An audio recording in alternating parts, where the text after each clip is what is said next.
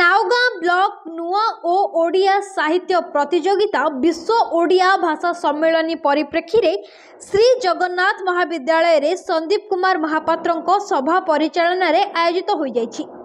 आयोजित सभा रे चैतन्य चरण परिड़ा, दिनेश कुमार दास, सरोज कुमार नायक मुख्य वक्ता भावे, काकटपुर मंगला महाविद्यालय अशोक त्रिपाठी मुख्य अतिथि, जगन्नाथ प्रचारक बाबा सत्यानंद दास अध्यक्ष, ज्योति प्रकाश लेंका जोगदे पिलामानंकु ओडिया भाषा उपरे आलोकपात करथिले ओ पिलामाने जगन्नाथ विषय रे विभिन्न प्रसंग रे आलोचना मध्य करथिले। ओडिशा सरकारंगर नुआ ओ अंतर्गत ओडिया विश्व भाषा सम्मेलन पाई ओडिया भाषा और जगन्नाथ संस्कृति संपर्कित विभिन्न कार्यक्रम चलुछि।